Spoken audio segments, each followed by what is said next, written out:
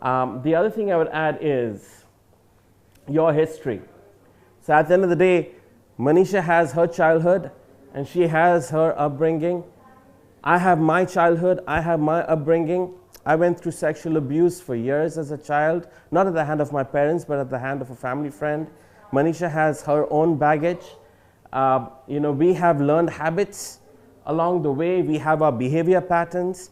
I remember I was single for 8 years till I got married, and suddenly, boom, we get married, and I realize I can't eat when I want to eat or sleep when I want to sleep, and do whatever I want to do when I want to do it. I had to change the way I do life, right? And so we all have learned habits. We all have behavior patterns that need to be changed and need to be shifted. There's also this whole thing of creativity versus discipline. You take any child, you take any kid, take any child, and if you tell that child, hey, I'm giving you a crayon, a pen, and a paper, do whatever you want to do. They are happily coloring. They have no issues with coloring or drawing or anything. You don't have to teach a child creativity. But teach a child, tell a child, hey, you cannot color around outside these lines. That's very difficult for a kid, right? Because creativity comes naturally to every person, to every child, to every person, but discipline doesn't, right? So discipline, again, is something that needs to be cultivated, right? And it requires training. And so there's the whole thing. That's the whole thing again, which we had to learn the hard way, that discipline is huge in every relationship, whether it's your work, relationship at work or your job or whatever, but more so even in our marriages, right? Clockwork. Yeah, so this is something I'm super passionate about. So I'm a trainer by profession, and I talk to my colleagues about this at work as well, that we spend 60%. By the time our time on earth is done, we would have, when we look back at our lives, we would have spent 60% of our life. We would have spent 60% of our waking hours. If you subtract your sleeping hours, you would have spent 60% of your waking hours in the office. Not with your loved ones, not with your spouse, not with your wife or your children. You would have spent 60% of your waking hours in the office, not even in church, right? So here's the question then, how do you spend that balanced time? Do you have a game plan? Do you have a crazy strategy, a disciplined strategy? Do you have a radical game plan, a radical strategy for the rest of the time that you have?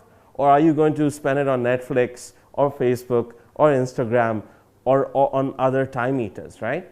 You get my drift. The point is that if you're spending 60% of our waking lives in the office, then what's happening with the balance time? If you subtract the hours you sleep in a day.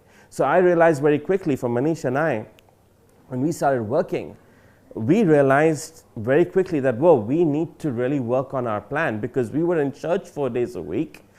And so our laundry was piling up. We didn't even have time for laundry because we were in church 4 days a week, going to the office and going to church.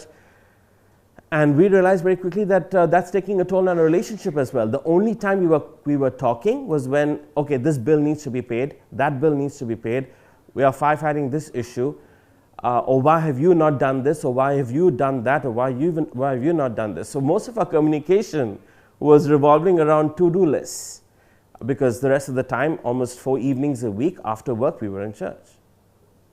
What's the point I'm trying to make? God had to teach us a very, very crucial lesson that sometimes there are seasons where you actually need to invest more time in your relationship than in a building. And that's a conversation for another day. But I just want to say, hey, look at time eaters.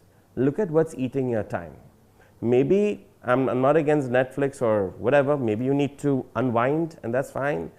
But you need to look at, hey, what are the things that are eating my time? Sure, I need to cultivate friendships as well. There's no reason why friendships should be sacrificed, but there are boundaries. So, hey, maybe I cannot hang out with all my friends every day like I used to. Maybe I have to calendar certain things. Maybe some days will have to be calendared for certain activities. And maybe I have to say no to a couple of things, right? So the power of saying no, right, is absolutely critical. And so that was probably the hardest thing for someone like me who likes to say yes to everything. It was the hardest thing for me to learn that, I have got to say no to a couple of things, and even to the people I love. right?